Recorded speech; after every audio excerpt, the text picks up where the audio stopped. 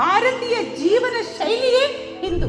ಕೇವಲ ಗಂಡ ಹೆಂಡತಿ ಮಕ್ಕಳಷ್ಟೇ ಕುಟುಂಬ ಅನ್ನಲ್ಲ, ಇಡೀ ವಸುಧೈವವೇ ಕುಟುಂಬ ಅಂತಕ್ಕಂತಹ ದೇಶ ನಮ್ಮದು. ಅದಕ್ಕೆ ನಾವು ಹೆಮ್ಮೆಯಿಂದ ಹೇಳೋಣ, ನಾವು ಹಿಂದೂಗಳು ಅಂತ. ಭಜನ್ ಭೋಜನ್, ಭಾಷಾ ಭೂಷಣ್, ಭ್ರಮಣ್ ಭವನ್. ಎಲ್ಲಿ ಭಜನೆ ಆಗುತ್ತೋ ಅಲ್ಲಿ ವಿಭಜನೆ ಆಗೋದಿಲ್ಲ, ಕುಟುಂಬಗಳು ಒಡೆಯೋದಿಲ್ಲ. ಕೇವಲ ಒಂದು ಸಮಯಕ್ಕಾದ್ರೂ ನಾವೆಲ್ಲರೂ ಕೂತ್ಕೊಂಡು ಊಟ ಮಾಡುವ ಪದ್ಧತಿಯನ್ನ ಮಾಡ್ತಾ ಇದ್ದೀವಾ?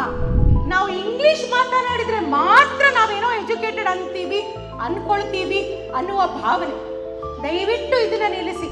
ನಾವು ಹಾಕೊಳ್ಳುವ ಬಟ್ಟೆ ನಮಗೆ ಗೌರವವನ್ನ ಕೊಡುವಂತ ರೀತಿಯಲ್ಲಿ ಇದ್ರೆ ಖಂಡಿತವಾಗಿಯೂ ನಾವಷ್ಟೇ ಅಲ್ಲ, ನಮ್ಮ ಮುಂದಿನ ಪೀಳಿಗೆ ಅದನ್ನ ಫಾಲೋ ಮಾಡ್ಕೊಂಡು ಹೋಗುತ್ತೆ. ದೇಶ ಸುತ್ತು ಅಥವಾ ಕೋಶ ಓದು. ದೇಶ ಸುತ್ತು ಅಂದ್ರೆ ನಮ್ಮಲ್ಲಿ ಇವತ್ತು ಏನಾಗ್ಬಿಟ್ಟಿದೆ, ವಿಶ್ವವನ್ನೇ ಸುತ್ತುತ್ತೀನಿ ಅಂತ ಬೇರೆ ಬೇರೆ ದೇಶಕ್ಕೆ ಹೋಗ್ತೀವಿ. ಆದ್ರೆ ಏನಕ್ಕೆ ಹೋಗ್ತೀವಿ? ಒಂದು ಮೋಜಿಗಾಗಿ ಇನ್ನೊಂದು ಫೋಟೋ ತೆಗೆದು ಇನ್ಸ್ಟಾಗ್ರಾಮ್ ಅಲ್ಲಿ ಹಾಕಿ ನನಗೆ ಎಷ್ಟು ಲೈಕ್ಸ್ ಬಂದಿದೆ ತೋರಿಸೋದು. ತೋರ್ಪಡಿಯ ಜೀವನ ಕೇವಲ ಕ್ಷಣಿಕ, ಮೆಂಟಲ್ ಸ್ಟ್ರೆಸ್ ನ ತಂದು ಕೊಡುತ್ತೆ. ನನ್ನ ಒಂದು ಪ್ರಶ್ನೆ, ನಮ್ಮ ಮನಸ್ಸು ದೇವಾಲಯ ಆಗಿದೆನಾ? ಹಿಂದೂ ಸಮಾಜೋತ್ಸವ ಉತ್ಸವದ ರೀತಿನಲ್ಲಿ ನಾವು ಇವತ್ತು ಆಚರಿಸಿದ್ದು, ಅಲ್ಲಿ ನಾನು ಗಮನಿಸಿದ್ದು ಒಂದು ವಿಚಾರ ಹೇಳ್ತೇನೆ. ಕೇಸರಿ ಸೀರೆಯನ್ನು ಉಟ್ಟು ನಮ್ಮ ಮಾತೆಯಂದರು ಕಳಶವನ್ನು ಹಿಡಿದು ಏನು ಆ ಒಂದು ಡೊಳ್ಳು ಕುಣಿತಕ್ಕೆ ಏನು ಹೆಜ್ಜೆ ಹಾಕಿದ್ರು. ಇದೇ ಅಲ್ವಾ ಉತ್ಸವ ಅನ್ನೋದು. ಉತ್ಸವ ಅನ್ನೋದು ಆಂತರಿಕವಾಗಿ ಬಂದಾಗ ಅದು ಯಾವುದೇ ಜಾತಿ, ಧರ್ಮ, ಮತ, ಪಂಥ ಇದೆಲ್ಲವನ್ನು ಮೀರಿದೆ ಅಲ್ಲ, ಅದು ನಿಜವಾದ ಉತ್ಸವ. ಇದೇ ನಮ್ಮ ಹಿಂದೂ ಸಮಾಜೋತ್ಸವ. ಆತ್ಮೀಯರೇ, ಹಿಂದೂ ಅನ್ನುವುದು ಒಂದು ಜಾತಿ ಅಲ್ಲ, ಅದು ಒಂದು ಮತ ಅಲ್ಲ. ಇದೆಲ್ಲವನ್ನ ಮೀರಿ ಒಂದು ಜೀವನ ಶೈಲಿ ಇದೆಯಲ್ಲ, ಭಾರತೀಯ ಜೀವನ ಶೈಲಿಯೇ ಹಿಂದೂ.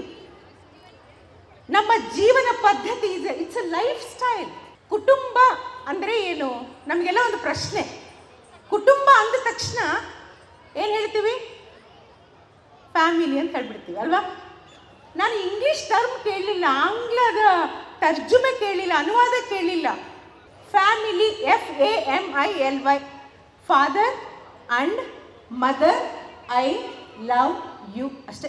ನಮ್ಮ ಭಾರತ ದೇಶವನ್ನು ಒಂದು ಹೆಜ್ಜೆ ಆ ಕಡೆ ಇಟ್ಟರೆ ವಿದೇಶ ಅಂತ ಏನು ಹೇಳಿಸ್ಕೊಳ್ಳುತ್ತೆ, ಆ ದೇಶಗಳಲ್ಲಿ ಕುಟುಂಬ ಅಂದ್ರೆ family, father and mother, I love you ಅಷ್ಟೇ. ಅದು ಫ್ಯಾಮಿಲಿ.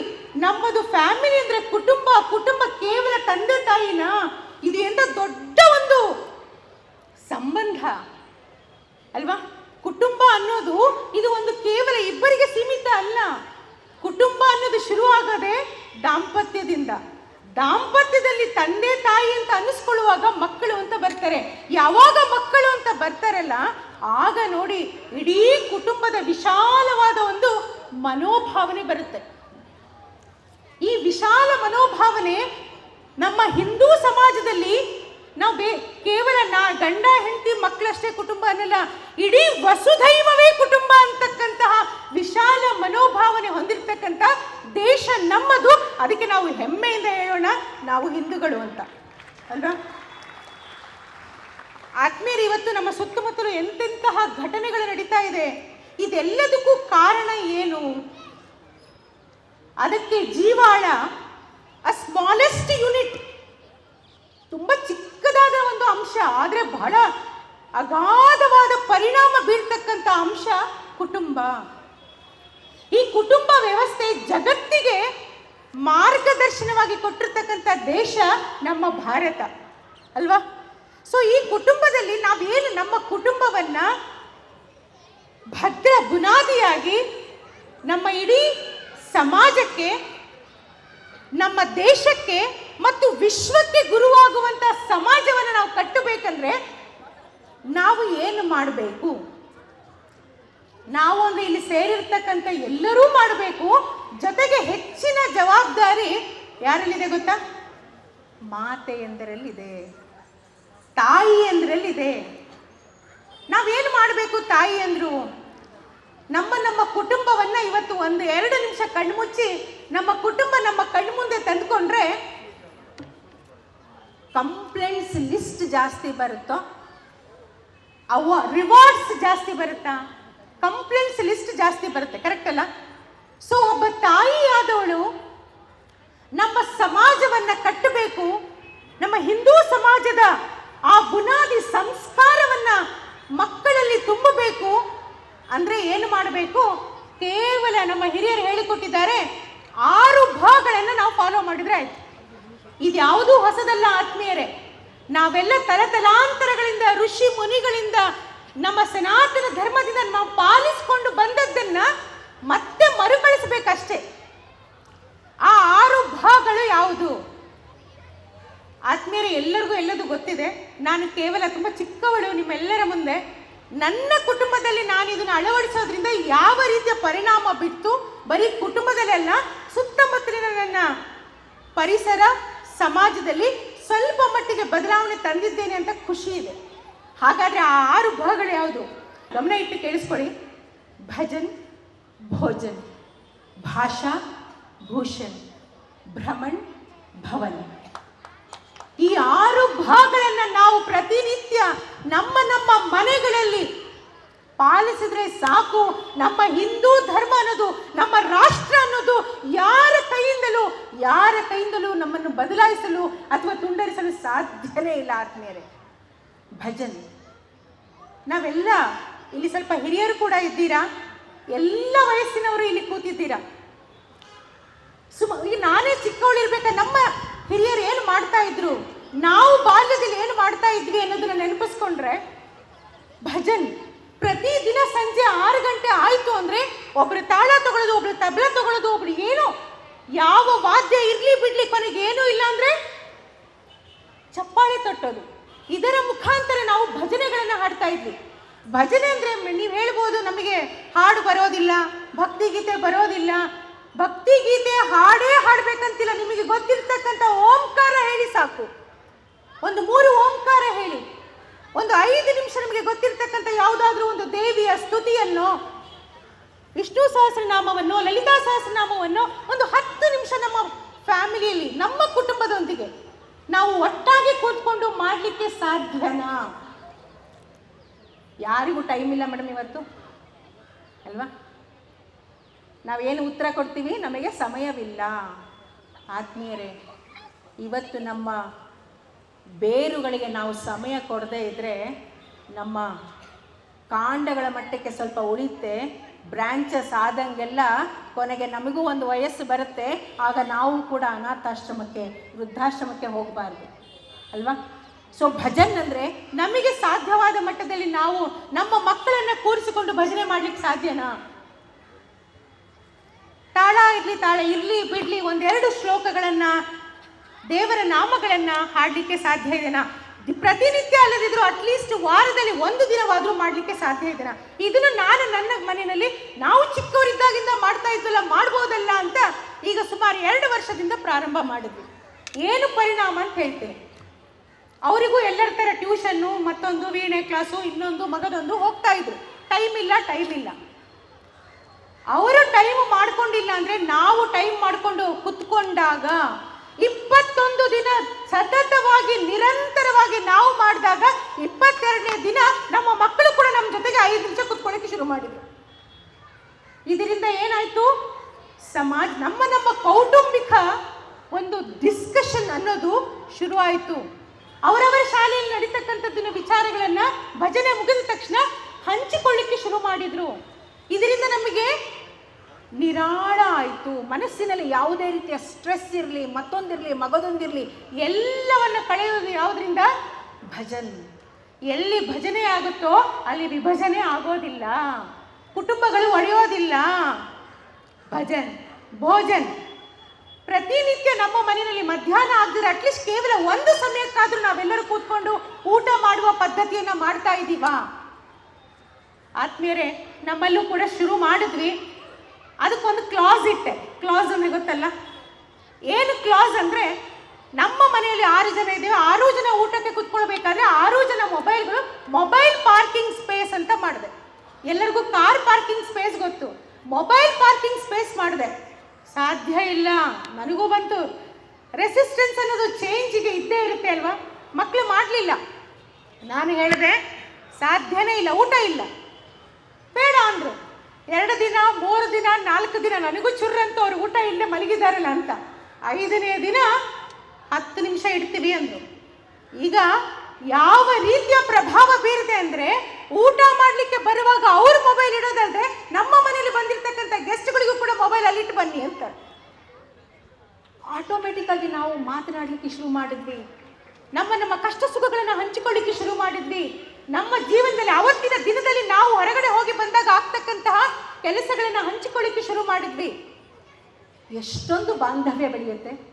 ಭಜನ್, ಭೋಜನ್, ಭಾಷಾ. ನಮ್ಮಲ್ಲಿ ಎಷ್ಟು ಜನ ನಮ್ಮ ಮಾತೃಭಾಷೆಗಳನ್ನು ನಮ್ಮ ಮನೆಗಳಲ್ಲಿ ನಾವು ದಿನನಿತ್ಯ ಬಳಸ್ತಾ ಇದ್ದೇವೆ. ನಾನು ಕೆಲವೊಂದು ಮನೆಗಳಲ್ಲಿ ನೋಡ್ತಾ ಇದ್ದೇನೆ, ಅಮ್ಮಂದ್ರೆ ವಿಶೇಷವಾಗಿ ನಾವು ಇಂಗ್ಲಿಷ್ ಮಾತನಾಡಿದರೆ ಮಾತ್ರ ನಾವೇನೋ ಎಜುಕೇಟೆಡ್ ಅನ್ಕೊಳ್ತೀವಿ ಅನ್ನುವ ಭಾವನೆ. ದಯವಿಟ್ಟು ಇದನ್ನು ನಿಲ್ಲಿಸಿ. ನಮ್ಮ ಭಾಷೆ, ನಮ್ಮ ಮಾತು. ಅಫ್ಕೋರ್ಸ್ ಇಂಗ್ಲಿಷ್ ಕಲಿಯೋದ್ರಲ್ಲಿ ಯಾವುದೇ ತಪ್ಪಿಲ್ಲ, ಬೇಕೇ ಬೇಕು. ಹೊರ ಜಗತ್ತಿಗೆ ಹೋದಾಗ ನಮಗೆ ಎಲ್ಲ ರೀತಿಯ ಭಾಷೆಗಳು ಬರಬೇಕು. ಆದರೆ ನಮ್ಮ ಮನೆಯಲ್ಲಿ ನಮ್ಮ ಮಾತೃಭಾಷೆಗೆ ನಾವು ಹೆಚ್ಚಿನ ಒತ್ತನ್ನು ಕೊಡಬೇಕು. ಅದು ನಮ್ಮಿಂದ ಶುರುವಾಗಬೇಕು. ನಮ್ಮ ಮಕ್ಕಳು ಇವತ್ತು ಮಾತಾಡ್ತಾ ಇಲ್ಲ ಅಂದ್ರೆ ಅದು ಅವರ ತಪ್ಪಲ್ಲ, ಪೋಷಕರ ತಪ್ಪು. ನಾವು condition, it is must, it is should and must ಅನ್ನೋದನ್ನು ನಾವು ಹೇಳ್ಕೊಡ್ಬೇಕು. ಇದು ಆಗಲೇಬೇಕು ಅಂದಾಗ ಖಂಡಿತವಾಗಿ ಅವರು ಪಾಲಿಸ್ತಾರೆ. ಭಾಷಾ ನೋಡಿ, ಒಂದು ಭಾಷೆಗೆ ಎಷ್ಟೊಂದು ಮಹತ್ವ ಇರುತ್ತೆ. ಯಾಕಂದ್ರೆ ಇದನ್ನು ಯಾರಿಂದ ಸಾಧ್ಯ ಅಂದ್ರೆ ಕೇವಲ ಮಹಿಳೆಯರಿಂದ, ತಾಯಂದ್ರಿಂದ ಮಾತ್ರ ಸಾಧ್ಯ. ಯಾಕೆಂದ್ರೆ ಸಪ್ತ ಶಕ್ತಿಯನ್ನು ಹೊಂದಿರತಕ್ಕಂಥ ಮಹಿಳೆ ವಾಕ್ ಶಕ್ತಿ, ಐಶ್ವರ್ಯ ಶಕ್ತಿ, ಕೀರ್ತಿ ಶಕ್ತಿ, ಬುದ್ಧಿಶಕ್ತಿ, ತಾಳ್ಮೆ, ಸಹನೆ, ಇದೆಲ್ಲವೂ 7 ಶಕ್ತಿಗಳನ್ನು ಭಗವದ್ಗೀತೆಯಲ್ಲಿ 10ನೇ ಅಧ್ಯಾಯ 36ನೇ ಶ್ಲೋಕ ಈ ಸಪ್ತ ಶಕ್ತಿಯನ್ನು ಒಳಗೊಂಡಿರುವ ಮಾತೆಯರು ಎಲ್ಲೂ ಕೂಡ ನಿಲ್ಲಲಿಕ್ಕೆ ಸಾಧ್ಯ ಇಲ್ಲ ಅಂತ ಹೇಳ್ತಾರೆ. ಈ ಸಪ್ತ ಶಕ್ತಿಯಲ್ಲಿ ಒಂದು ಶಕ್ತಿಯನ್ನು ನಾನು ಇಲ್ಲಿ ಹೇಳ್ತೇನೆ, ವಾಕ್ ಶಕ್ತಿ. ವಾಕ್ ಶಕ್ತಿ ಅಂದ್ರೆ ಮಾತನಾಡುವ ಶಕ್ತಿ. ಎಲ್ಲ ಮಾತೆಯಂದ್ರಿಗೂ ಕೊಟ್ಟಿದ್ದಾರೆ ಅಲ್ವಾ? ಆದರೆ ಒಬ್ಬ ಮಾತೆಯಲ್ಲಿ ಎಂತಹ ಶಕ್ತಿ ಇರುತ್ತೆ ಅನ್ನೋದಕ್ಕೆ ಸತ್ಯವಾನ್ ಸಾವಿತ್ರಿ ಅಂತಕ್ಕಿಂತ ಇನ್ನೊಂದು ಉದಾಹರಣೆ ಇಲ್ಲ ಅಲ್ವಾ? ಏನು ಮೃತ್ಯುವಿನ ಪಾಶೆಗೆ ಹೋಗಿರ್ತಕ್ಕಂಥವಳು ವಾಪಸ್ ತಗೋತಾಳೆ. ಹೇಗೆ ಹೋಗ್ತಾಳೆ? ಹಿಂದೆ ಹಿಂದೆ ಹೋಗ್ತಾಳೆ. ಇಲ್ಲ, ನಿನಗೆ ನಿನ್ನ ಅಕೌಂಟ್ಸ್ ಇನ್ನೂ ಮುಗಿದಿಲ್ಲ, ನೀನು ಬರೋ ಹಾಗಿಲ್ಲ, ನೀನು ಹೋಗು ಅಂತಾಳೆ. ಇಲ್ಲ, ಯಮಧರ್ಮರಾಯನ್ ಹೇಳ್ತಾಳೆ, ನಾನು ಬರ್ತೇನೆ, ನನ್ನ ಗಂಡ ಎಲ್ಲಿದ್ರೆ ನಾನು ಹೋಗ್ತೀನಿ ಅಂತಾನೆ. ನಿನ್ನ ಅಕೌಂಟ್ಸ್ ಇನ್ನೂ ಮುಗಿದಿಲ್ಲ, ನೀನು ಬರೋ ಹಾಗಿಲ್ಲ. ಮತ್ತೆ ವಾಪಸ್ ಹಿಂದೆ ಹೋಗ್ತಾಳೆ. ಇಲ್ಲ, ನನಗೆ ನನ್ನ ಗಂಡ ಬೇಕು ಅಂತಾಳೆ. ಕೊನೆಗವನು ತಡಿಲಾರ್ದೆ ನೀನು ಒಂದು ವರ ಕೇಳು, ಬೇಕಾದ್ರೆ ವರ ಕೊಡ್ತೀನಿ, ಆದರೆ ಗಂಡನ ಕೊಡೋದಿಲ್ಲ, ಅವನ ಆಯಸ್ಸು ಮುಗಿದಿದೆ ಅಂತ ಹೇಳ್ತಾಳೆ. ನೋಡಿ, ಮಹಿಳೆಯ ವಾಕ್ ಶಕ್ತಿ ಹೇಗಿರುತ್ತೆ ಅನ್ನೋದಕ್ಕೆ ಅವಳು ಒಂದು ವರ ಕೇಳಿದಳಲ್ಲ ಅಂತ ಏನು ಹೇಳ್ತಾನೆ ಅಂದರೆ, ನನ್ನ 100 ಮಕ್ಕಳಿಗೆ, ನನಗೆ ಹುಟ್ಟುವ 100 ಮಕ್ಕಳಿಗೆ ನನ್ನ ಗಂಡನೇ ತಂದೆಯಾಗಬೇಕು ಅಂತ ಒಂದು ವರದಾನವನ್ನು ಪಡಿತಾಳೆ. ತಥಾಸ್ತು ಅಂದುಬಿಡ್ತಾನೆ. ತಥಾಸ್ತು ಅಂದಮೇಲೆ ವಾಪಸ್ ಕೊಡಲೇಬೇಕು. ನೋಡಿ, ಒಂದು ವಾಕ್ನಲ್ಲಿ, ಒಂದು ಮಾತಿನಲ್ಲಿ ಎಂತಹ ಶಕ್ತಿ ಇದೆ, ಅದು ಕೇವಲ ಮಾತೆಯಂದ್ರಲ್ಲಿದೆ. ನಾವು ಮಾತೆಯಂದ್ರು ನಮ್ಮ ವಾಕ್ಶಕ್ತಿಯನ್ನು ಪ್ರತಿನಿತ್ಯ ಬಳಸ್ತೀವಿ. ಎಲ್ಲಿ? ಮನೆಯನ್ನು ಒಡಿಲಿಕ್ಕೆ, ಅತ್ತಿಗೆ, ನಾದ್ನಿ, ಅತ್ತೆ, ಸೊಸೆ, ಅವರು ಇವರು ಬೇಡದ ವಿಚಾರಗಳನ್ನು ತುಂಬಿ, ಬೇಡದ ಮಾತುಗಳನ್ನು ಆಡಿ, ನಮ್ಮ ಮನಸ್ಸನ್ನು ಒಡೆಯುವಂತಹ ಮಾತುಗಳನ್ನು ಆಡ್ತೇವೆ. ಆದ್ಮೇಲೆ ನಮಗೆ ಮನಸ್ಸು ಕಟ್ಟುವಂಥ ಮಾತಾಡ್ಲಿಕ್ಕಾಗಲ್ವಾ? ಖಂಡಿತ ಸಾಧ್ಯ ಇದೆ. ನಾವೆಲ್ಲರೂ ಮನಸ್ಸು ಮಾಡಿದರೆ ಬರೀ ಮನಸ್ಸಲ್ಲ, ಕುಟುಂಬ ಅಲ್ಲ, ರಾಷ್ಟ್ರವನ್ನು ನಾವು ಕಟ್ಟಬಹುದು. ವಾಕ್ ಶಕ್ತಿ. ಸೊ ಮಾತಿನಲ್ಲಿ ಅಂತಹ ಶಕ್ತಿ ಇದೆ. ಭಜನ್, ಭೋಜನ್, ಭಾಷಾ, ಭೂಷಣ್. ಭೂಷಣ್ ಅಂದರೆ ನಮ್ಮ ಬಟ್ಟೆ. ಬಟ್ಟೆ ಹೇಗಿರಬೇಕು ಎಲ್ಲರಿಗೂ ಗೊತ್ತಿದೆ, ಯಾರು ತಿಳಿಸುವ ಅವಶ್ಯಕತೆ ಇಲ್ಲ. ಸಂವಿಧಾನದಲ್ಲೂ ಅದಕ್ಕೂ ಕೂಡ ಒಂದು ಫ್ರೀಡಮ್ ಕೊಟ್ಟಿದ್ದಾರೆ. ಫ್ರೀಡಮ್ ಕೊಟ್ಟಿದ್ದಾರೆ ಅಂದರೆ ನಮಗೆ ಇನ್ನೊಬ್ಬರು ನೋಡಿದಾಗ ತಲೆ ಎತ್ತಿ ನಮಸ್ಕರಿಸಬೇಕು ಅಂತಹ ಒಂದು ಬಟ್ಟೆಯನ್ನು ನಾವು ಧರಿಸ್ತಾ ಇದ್ದೀವ. ಇವತ್ತು 31 ಡಿಸೆಂಬರ್ ಏನಾಯಿತು ಅನ್ನೋದನ್ನು ಜನವರಿ ಪೇಪರಲ್ಲಿ ನೋಡಿದ್ರೆ ತೂರಾಡ್ತಿರುವಂಥ, ವಾಲಾಡ್ತಿರುವಂಥ ಮಹಿಳೆಯರನ್ನು ನೋಡಿದಾಗ ಇದು ನಮ್ಮ ಭಾರತೀಯ ಸಂಸ್ಕೃತಿನ ಎಲ್ಲಿ ಹೋದ್ರಿ ಅಮ್ಮಂದಿರು, ಯಾರು ಇಂಥದನ್ನು ಹೇಳಿಕೊಟ್ರು ಅಲ್ವಾ? ಸೊ ಹಾಗಾಗಿ ಆದ್ಮೇಲೆ ನಾವು ಹಾಕ್ಕೊಳ್ಳುವ ಬಟ್ಟೆ ನಮಗೆ ಗೌರವವನ್ನು ಕೊಡುವಂಥ ರೀತಿಯಲ್ಲಿ ಇದ್ದರೆ ಖಂಡಿತವಾಗಿಯೂ ನಾವಷ್ಟೇ ಅಲ್ಲ, ನಮ್ಮ ಮುಂದಿನ ಪೀಳಿಗೆ ಅದನ್ನು ಫಾಲೋ ಮಾಡ್ಕೊಂಡು ಹೋಗುತ್ತೆ. ಹೌದಲ್ವಾ? ಭಜನ್, ಭೋಜನ್, ಭಾಷಾ, ಭೂಷಣ್, ಭ್ರಮಣ್ ಮತ್ತು ಭವನ್. ಭ್ರಮಣ್ ಅಂದರೆ ದೇಶ ಸುತ್ತು ಅಥವಾ ಕೋಶ ಓದು. ದೇಶ ಸುತ್ತು ಅಂದ್ರೆ ನಮ್ಮಲ್ಲಿ ಇವತ್ತು ಏನಾಗ್ಬಿಟ್ಟಿದೆ, ವಿಶ್ವವನ್ನೇ ಸುತ್ತುತ್ತೀನಿ ಅಂತ ಬೇರೆ ಬೇರೆ ದೇಶಕ್ಕೆ ಹೋಗ್ತೀವಿ. ಆದ್ರೆ ಏನಕ್ಕೆ ಹೋಗ್ತೀವಿ? ಒಂದು ಮೋಜಿಗಾಗಿ ಇನ್ನೊಂದು ಫೋಟೋ ತೆಗೆದು ಇನ್ಸ್ಟಾಗ್ರಾಮ್ ಅಲ್ಲಿ ಹಾಕಿ ನನಗೆ ಎಷ್ಟು ಲೈಕ್ಸ್ ಬಂದಿದೆ ಅಂತ ತೋರಿಸೋದು. ಆದ್ಮೇಲೆ ನಮ್ಮ ಸನಾತನ ಧರ್ಮದಲ್ಲಿ ನಮ್ಮ ಪೂರ್ವಿಕರು ಏನು ಹಿಡಿದು ದೇಶವನ್ನು ಸುತ್ತೋದ್ರಿಂದ ಒಂದು ವಿಕಸನವಾಗುತ್ತೆ, ಆ ಮನುಷ್ಯನ ವಿಕಸನಗೊಳ್ಳುತ್ತೆ. ಯಾಕಂದ್ರೆ ನಾವು ಪ್ರಪಂಚವನ್ನ ಹತ್ತಿರದಿಂದ ನೋಡ್ಲಿಕ್ಕೆ ಒಂದು ಅವಕಾಶ ಸಿಗುತ್ತೆ. ನಾನಾ ದೇಶದ ಕಲ್ಚರ್ನ ತಿಳ್ಕೊಳ್ತೀವಿ, ರೀತಿ ನೀತಿಗಳನ್ನ ಅರಿತುಕೊಳ್ತೀವಿ, ಸಮಾಜಕ್ಕೆ ಹತ್ತಿರವಾಗ್ತೀವಿ. ಹಾಗಾಗಿ ದೇಶ ಸುತ್ತು ಅಂತ ಹೇಳಿದ್ರು. ಈ ಒಂದು ಮೇನ್ ಕಾನ್ಸೆಪ್ಟೇ ಬಿಟ್ವಿ ಬರೀ ಮೋಜಿಗಾಗಿ, ಅಥವಾ ನನ್ನಲ್ಲಿ ದುಡ್ಡಿದೆ ನಾನು ಆಯಾ ದೇಶಕ್ಕೆ ಹೋಗ್ತೀನಿ ಅಂತ ತೋರಿಸ್ಕೊಳ್ಳೋದು. ತೋರ್ಪಡಿಯ ಜೀವನ ಕೇವಲ ಕ್ಷಣಿಕ, ಮೆಂಟಲ್ ಸ್ಟ್ರೆಸ್ನ ತಂದು ಕೊಡುತ್ತೆ. ಸೊ ನಾವು ಸ್ಟ್ರೆಸ್ ನಿರಂತರವಾಗಿ ಸ್ಟ್ರೆಸ್ ರಹಿತರಾಗಬೇಕು ಅಂದರೆ ಬ್ರಹ್ಮಣ್ ನಮ್ಮ ಸುತ್ತಮುತ್ತಲಿನ ನಮ್ಮ ಚರಿತ್ರವಾದ ನಮ್ಮ ಒಂದು ಚರಿತ್ರೆ ಏನು ಹೇಳುತ್ತೆ, ಇತಿಹಾಸ ಏನು ಹೇಳುತ್ತೆ, ಅಂತಹ ನಮ್ಮ ಬೆಂಗಳೂರಿನಲ್ಲೇ ಚೋಳರು ಹಾಕಿರ್ತಕ್ಕಂಥ ಎಂಥ ಬಲವಾದ ಭದ್ರ ಬುನಾದಿ ಇರ್ತಕ್ಕಂಥ ದೇವಸ್ಥಾನಗಳಿಂದ ನಾವು ತೋರಿಸಿದ್ದೇವೆ ನಮ್ಮ ಮಕ್ಕಳಿಗೆ. ಇಲ್ಲ, ಎಷ್ಟೋ ನಮ್ಮ ಮಕ್ಕಳಿಗೆ ಚೋಳರ ಕಾಲದ ದೇವಸ್ಥಾನ ಬೆಂಗಳೂರಲ್ಲಿದೆ ಅಂತಲೂ ಗೊತ್ತಿಲ್ಲ. ಇದು ನಾವು ತಾಯಿದ್ರು ಮಾಡಬೇಕಾದ ಕಾರ್ಯ. ಆತ್ಮೀಯ ಬಂಧುಗಳೇ, ಭಜನ್ ಭೋಜನ್ ಭಾಷಾ ಭೂಷಣ್ ಭ್ರಮಣ್ ಭವನ್, ಕೊನೆಯದಾಗಿ ಇದನ್ನು ಹೇಳ್ತೇನೆ, ಭವನ್ ಮನೆ, ಮನೆಯೇ ಮಂತ್ರಾಲಯ. ಮನೆ ಮಂತ್ರಾಲಯ ಆಗ್ಬೇಕಂದ್ರೆ ಮನಸ್ಸೇನಾಗಬೇಕು? ನನ್ನ ಒಂದು ಪ್ರಶ್ನೆ, ಎಲ್ಲ ಮಾತಾ ಭಗಿನಿಯಂದ್ರಲ್ಲಿ ಮನಸ್ಸಿಗೆ ಕೈಯಿಟ್ಟು ಒಂದು ನಿಮಿಷ ಪ್ರಶ್ನೆ ಹಾಕಿಕೊಳ್ಳಿ. ನಮ್ಮ ಮನಸ್ಸು ದೇವಾಲಯ ಆಗಿದೆನಾ? ನಮ್ಮ ಮನಸ್ಸು ದೇವಾಲಯ ಆಗಿದ್ರೆ ಖಂಡಿತವಾಗಿಯೂ ನಮ್ಮ ಮಕ್ಕಳು ಮುಂದಿನ ಭವ್ಯ ಪ್ರಜೆಗಳಾಗೋದ್ರಲ್ಲಿ ಯಾವ ಸಂಶಯ ಇಲ್ಲ. ನಾವು ನಮ್ಮ ಮನೆಯಲ್ಲಿ ರಂಗೋಲಿ, ತೋರಣ, ಹಬ್ಬ ಹರಿದಿನ ಎಷ್ಟು ವಿಶಾಲವಾಗಿದೆ ನಮ್ಮ ಸಂಸ್ಕೃತಿ, ಅದನ್ನು ನಮ್ಮ ಮಕ್ಕಳಿಗೆ ತಿಳಿಸಿಕೊಟ್ಟಿದ್ದೀವ. ಮೊನ್ನೆ ವೈಕುಂಠ ಏಕಾದಶಿ ಬಂತು. ನನ್ನ ಮಗಳು ನೆಕ್ಸ್ಟ್ ಡೇ ಪ್ರೀ ಬೋರ್ಡ್ ಇದೆ, 10th ಎಕ್ಸಾಮು. ಅಮ್ಮ 100 ಜನ ನಿಂತಿರ್ತಾರೆ, ನನಗೆ ಕ್ಯೂನಲ್ಲಿ ನಿಂತ್ಕೊಳ್ಳೋಕ್ಕಾಗಲ್ಲ, ಬರಲ್ಲ ಅಂದ್ರು. ದೇವಸ್ಥಾನಕ್ಕೆ ದರ್ಶನ ಆಗಬೇಕು, ಮಾತೆಯಾಗಿ ಅಮ್ಮನಾಗಿ ನಾನು ಏನು ಮಾಡಬೇಕು, ಮಾಡಲೇಬೇಕು. ಅವಳು ಹೇಳ್ತಾಳೆ, ನಾನು ದೇವಸ್ಥಾನ ಇಲ್ಲಿ ಮನೆಯಲ್ಲಿ ಪೂಜೆ ಮಾಡಿದ್ದೇನೆ, ನಾನು ಉಪವಾಸ ಕೂಡ ಇದ್ದೇನೆ. This is escapism. ಮಕ್ಕಳು ಎಸ್ಕೇಪ್ ಆಗ್ತಾರೆ. ಆದರೆ ಅಮ್ಮದು ದೃಢವಾಗಿ ನಿಲ್ಲಬೇಕು. ನಾನು ಹೇಳಿದೆ, 100 ಅಲ್ಲ 200 ಜನ ಬಂದರೂ ಕೂಡ ನೀವು ದೇವಸ್ಥಾನಕ್ಕೆ ಬರಲೇಬೇಕು. There is no other alternative. ಈ ರೀತಿಯ ನಾವು ಕಟ್ಟುಪಾಡನ್ನ, ಈ ರೀತಿಯ ಒಂದು ರೂಲ್ಸ್ ಅನ್ನ ಅಮ್ಮಂದ್ರ ಮಕ್ಕಳಿಗೆ ಹೇಳಿಕೊಟ್ರೆ ಖಂಡಿತವಾಗಿಯೂ ನಮ್ಮ ಧರ್ಮ ಉಳಿಯೋದ್ರಲ್ಲಿ ಎರಡು ಮಾತಿಲ್ಲ. ಆದ್ರೆ ಯಾವಾಗ ಹೌದಪ್ಪ ನೀನು ನಾಳೆ ಎಕ್ಸಾಮ್ ಇದೆ, ನೀನು ಓದ್ಕೊ, ನಾನು ಓದಿ ಬರ್ತೀನಿ, ಬಂದು ಪ್ರಸಾದ ಕೊಡ್ತೇನೆ. ಮಕ್ಕಳಿಗೆ ಏನು ಹೇಳ್ಕೊಡ್ತೀವಿ? Education is only important, rest all is ಅಲ್ವಾ?